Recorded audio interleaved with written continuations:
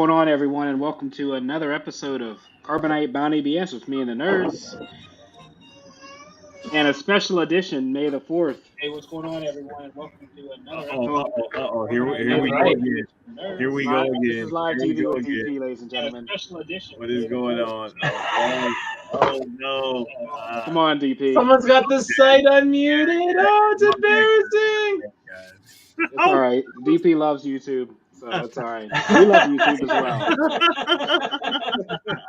well. Guys. But yeah, happy May the 4th to everybody. Glad to be here with you, and we're going to do a quick reaction for you guys for that last TV spot, and really, well, not last TV spot, but last trailer we have before we start discussing this Obi-Wan series coming out. So before we even dive into that real quick for you guys, DP, let's let all our new viewers let us know where to find us at. Make sure that you are going to nerdcyclopedia.com and you will get all our favorite social media links at Nerdcyclopedia on Facebook, Twitter, and also on Instagram. We are at Nerdcyclopedia, as I said. If you're watching us on YouTube, make sure that you are hitting that subscribe button. So anytime that you know that we're on, we are. Anytime you hit that notification on, you know that we're on, basically. So I haven't done this in about a couple weeks. If you're watching us on Facebook, thank you. If you're catching us on our Facebook group, make sure that you are leaving some comments, leaving some feedback, and May the 4th be with you guys. We definitely appreciate you guys, having watching us in the meantime and everything. Also, if you are listening to us on podcasts on your phone or radio, we are on Spotify, TuneIn, Apple Podcasts, iHeartRadio, Stitchers, anywhere that you listen to your favorite podcast, we are there. And most of all, leave us some feedback. Nerdcyclopedia.com. We love getting your feedback. Appreciate that. And as we said, guys, with everybody just finishing up with those Rebels episodes like we did here, glad to get you guys on board. And look, we're going to dive right in. I mean, if you guys haven't seen the trailer, you definitely should have. But yeah, this morning they gave us final kind of full trailer to Obi-Wan, and we'll just start with our resident neutral here, because I know me and DP had a couple of different words about it. But DP, let us know what you kind of initially thought. I like the trailer. I mean, it was, of course, new footage is always, good footage and everything, something that you haven't seen before. I mean, it gets you more, excited and pumped about like the series coming out at the end of the month and everything. Like in Reva, she's like, just seemed like she's about to be just a straight, crazy, Inquisitor and everything.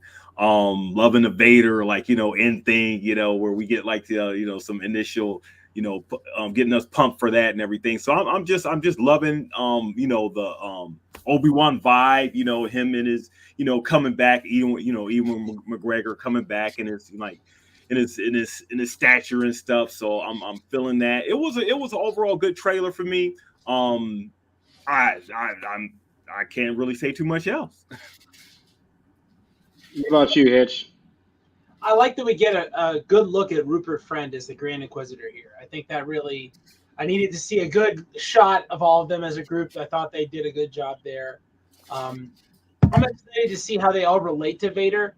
I'm excited to see a little bit of that chain of command, because it seems like they're insinuating they work for Vader directly, and Vader's who's sending them on these missions. I'm interested to see how Obi-Wan's hiding, and I think that, seeing some of the locales of the galaxy far, far away, some of the grimy street level stuff like the Death Sticks merchant area. You know what I'm saying? I think will be great to see that. And I'm excited for, to see the real story that we're going to see, which isn't so much filling in the gaps, but, how can we, make this an edge to expand from, right? So I'm excited to see that. And what about you, Ken? I watched this trailer a bunch of times today, and it felt to me like when I saw the Phantom Menace trailer for the first time. I mean, I was like, who's that? Lots of questions. I mean, I'm going into this with, real open mind. This is all going to be pretty much new material. And I like the way they pieced together. They showed us some nice fighting bits. Looked like a flash of Maul. A little bit of Darth Maul, Obi-Wan coming together again, or another of his race. But I think, what do you think? the Potentially. the fisticuffs in the hallway, and right after where that turned into the conflict, like Obi-Wan was definitely on the run. He was wanted. We saw the scene where the basic Obi-Wan Kenobi was across his picture. And who's that character? The new character, one of the Inquisitor, Reva. Reva, yeah. You guys know, like, she's got a backstory that's pretty in depth here. She doesn't, but she's based off of the character on the Fallen Order. Okay, all right, that makes sense. Yeah, so I love the trailer. I love the way they interweave the music in. We got the duel started with Duel of the Fates. I love the banter between Uncle Owen and Obi-Wan. I mean, those guys, that's going to be a conflict there, and I don't think that they're really gonna. They don't like each other. I don't feel that Owen really likes Obi-Wan, because now what Obi-Wan's trying to do is take his nephew from him, or for all intents and purposes, his son, right? Basically, this is his son. So now Obi-Wan's coming in to take his son from him. So I think we're in store for a great story. Yeah, I agree with all you guys. As far as my initial review, and I said this kind of in our chat offline, I'm really excited for the series. I'm just really concerned about the Reva character. They're showing her a lot, which means she leads to be a main character. It's not a negative thing to have another strong female lead, but I just feel like with Reva being such a big prevalent part in these trailers, that this is going to be more about the Grand Inquisitors and maybe her and her conflict. To be honest, I probably see her getting hacked down by Vader by the end of this, because she will be conflicted and probably question, where she's been, what she's been doing. But yeah, her character kind of strikes me a little bit. I was expecting to see more of the Vader, the Anakin, the Clone Wars flashbacks, and more of those two dynamics, especially seeing Hayden Christensen after, what, 15 years, 20 years? So I expected more of that. And the only reason I'm saying this is we only have 6 episodes, right? It's like Moon Knight. It's one of those quick in and out things. So I guess that's my really only drawback. I'm excited for it. Obviously, watching with open arms, but I'm thinking there's going to be a lot more Inquisitors and a lot less Obi-Wan and Vader. Because I mean, we know he's trying to revive Padme. We know he's trying to find Obi-Wan. Are we going to be able to get all that plus all these Inquisitor stuff and these other stories in 6 episodes? I don't know. That's a good point. I mean, they could involve too much. They could introduce too much. I think it's a little too much for this. Well, you being a super fan, you want what you want. So I want it. I want it all. Want Vader. You want it to be a Vader series. That's what you wanted. Well, if be surrounded like Vader. No, you don't want to let the new kids play ball and everything. This is Kenobi. Yeah, right? This is Kenobi, right? But I get it. But like the Inquisitors, they could have saved that for Andor. They could have saved that for the Acolyte. That's more dark side stuff that we didn't need yet. We didn't need that yet. Andor's not he's not a force sensitive guy. So it's like, anytime you get that chocolate and peanut butter together, it's like, it's a problem. It's a problem when you have because there's 2 sides of Star Wars, right? There's the space wizard side and the grimy intergalactic crime side that has a lot of facets to it, right?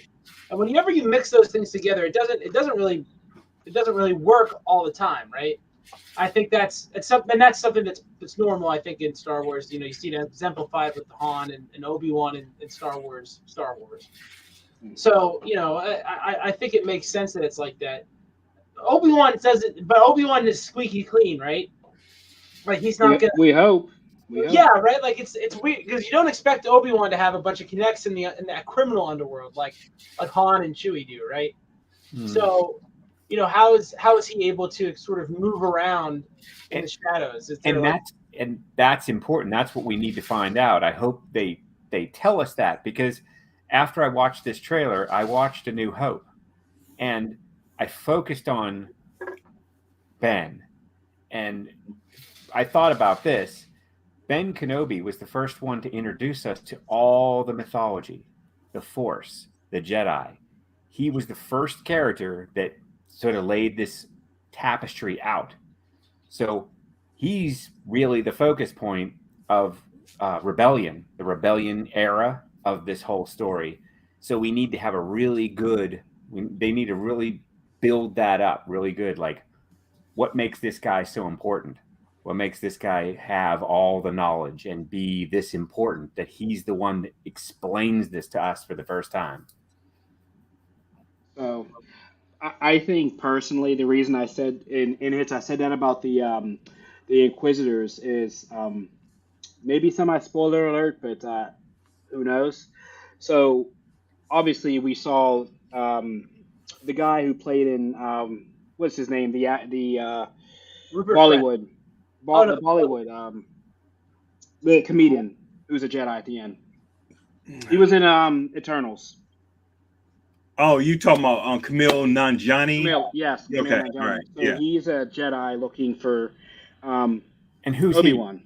Who? I don't know his name as a character. He will be a Jedi, but the thing that we're going to be introduced into is obviously with Order 66 happening, we're going to find out that the Coruscant Jedi Order is not the only Jedi Order in the galaxy, right?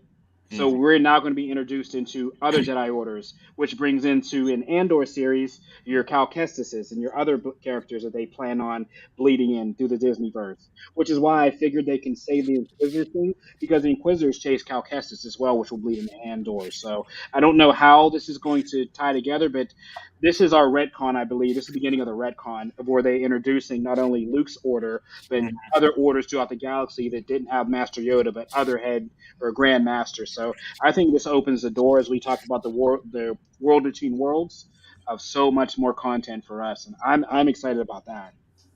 Yeah, yeah. I mean, it's a great way to build it, especially since you got the platform to spread a lot of content than versus what you would at a movie theater and everything. So I mean, with this platform, you get a lot more content. Maybe not the stuff that you may want immediately, Right. or the stuff that you're absolutely begging for, but you do get a lot more content and a lot more of the story that couldn't be told, on the big screen and everything, where they was pretty much focusing on the main Luke Skywalker, Star Wars stuff. I mean, you got the stuff in the comics, but the Disney platform, the Disney Plus platform, gives you a lot more visual runway.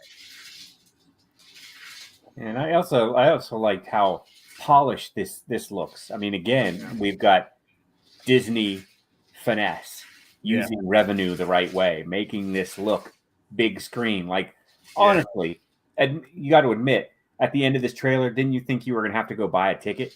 Movie theater, like a big screen, great to go see this. Because I mean, even that scene where that character Reva is looking out over Coruscant, I guess, and there's some sort of TIE fighter or something destroying something in the distance.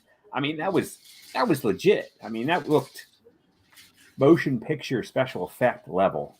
I mean, it looked really good. The trailer was really, this, and we get 2 episodes in the first week. Did I misread that? Yeah, 1 and 2 on Friday. Oh, wow. And so it's Memorial Day weekend too, so Oh, yeah. You know what we're doing. Getting outside and then going right back in and watching. Going back into the cave.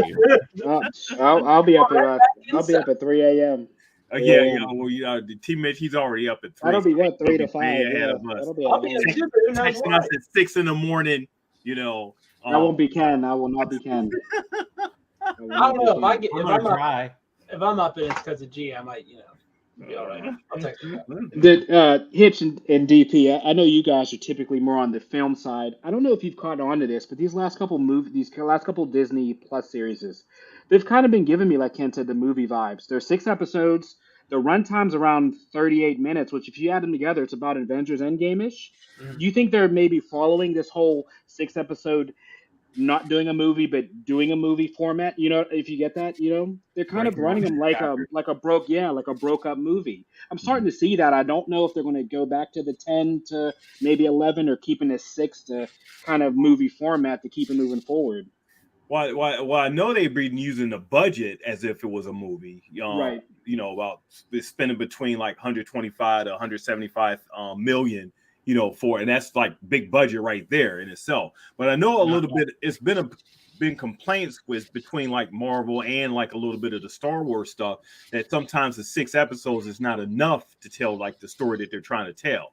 That it's sort of like, you know, you get to a point and then like maybe 5 or 6, you're like, okay, well, I know it's a lot more story to tell, but we only got like 1 or 2 episodes left. How are they going to finish telling this story? Then all of a sudden it's a drop off. Either it's going to be a next season, or with some of the Marvel stuff, it's just a straight drop off because you don't really have like a continuation of what exactly are they going to end up doing with some of these. We just want it to be more weeks of it. I mean, as fans, yes, absolutely, yeah. If you look at Boba Fett plus Obi-Wan, right, plus Andor, that's 18. That's 18 episodes of Star Wars content there. Plus, you know, whatever else is going to come out this year that we're not even talking about yet, and that's at least, you know, we're talking a full season of the Star Wars anthology that I keep saying is my viewpoint of how this all is set up. Right. I think the one danger they run, you know, is setting expectations and then not meeting them, right? Like it was understanding that it's the pandemic and whatever. We're lucky to have gotten what we got out of Boba Fett. Right. It was weird that we had sort of like that whole 2 episodes where we weren't around Boba Fett. Like it would be weird if for some reason, you know, we followed whatever was going on with Jar Jar Binks for 2 episodes right in the middle of this Obi-Wan series. Right. And since I'm sure he's being tortured, I'm here for it. Look at his eyes. Exactly. Yep. Here for the gun torture.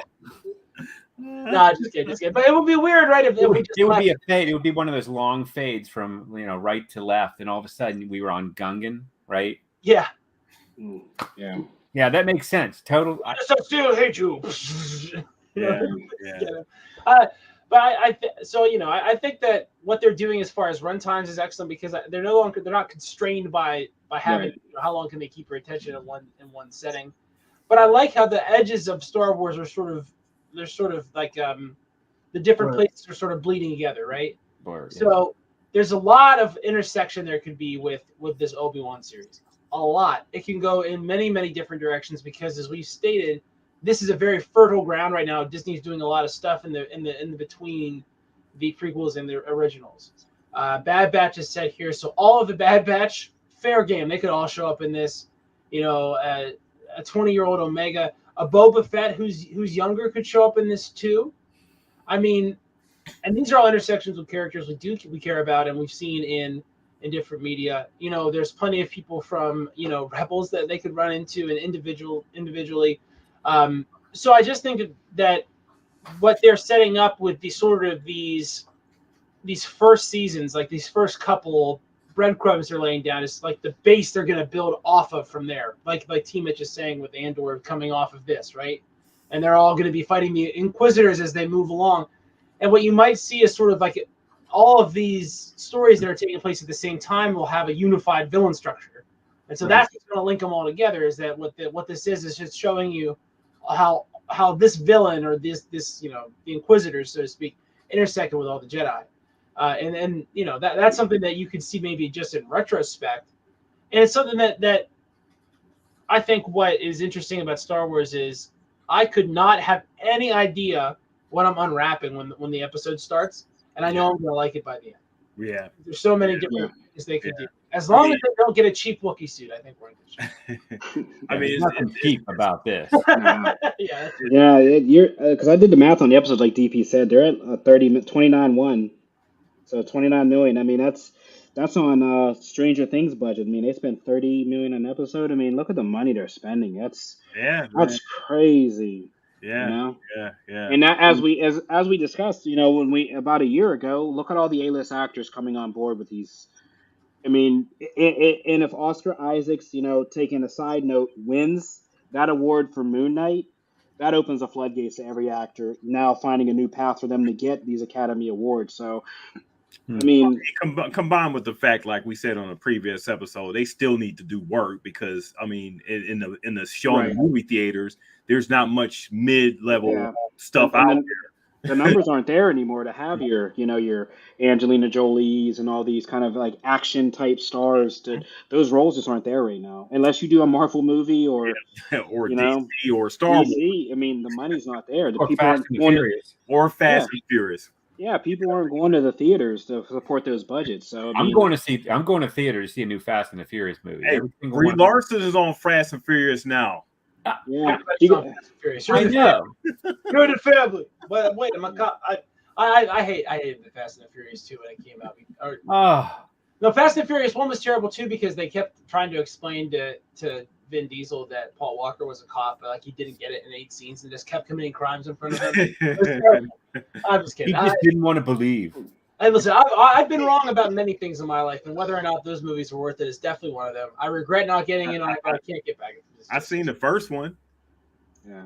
There- I've seen all but the last one. Eight, So you're right, though. Eight is the best. The Too Fast, Too Furious. The eight. Hey, Yeah, Right. eight. Oh. 8 of the Furious. Yeah, Eight. I don't know about that. I think it's interesting though, like when I was a boy, there'd be all these movies with like, I don't know, Sylvester Stallone's a cop, right? And it's not doing anything special effecty crazy, but maybe they'll blow something up real big in the finale, right? Something like I'm thinking like Die Hard 3, sort of that level of movie. Lethal Weapon or something. Lethal Weapon, Yeah. Speed. That's sort of the thriller. The thriller is gone. It is. The thriller is gone. The thriller has gone away, and I think that where that money is settled in the ecosystem is on these It's Star Wars. properties, and to Disney specifically because Disney owns Marvel and Star Wars. Yeah. So it's interesting to see how the nerds won. You know what I mean? Like we won. We got all the money. We did. Well, I mean, Yeah. we don't have any of that money, but somebody on the nerd team somewhere got paid. We're continually spending it, Yeah. They're, every month they take it, Yep, there it is. Another one gone. Another one going. I'm okay to be a mark for this though. If I have to. Yeah, choose something else. I mean, who did the metaphor? Was it you, Hitch? When you open it, when you punch the play on the episode, it's almost like opening a present and everything. Yeah. You It is. You're gonna like the present. No matter what, you're gonna like the present. You just want to see it. You want to put it in your hands and everything. And even if it turned out to be, and it's still your present, you like it. You like the fact that you have it. Yeah, it doesn't matter whether it's heavy or light. Or if you shake it, doesn't matter. You're gonna like it. You're gonna like it.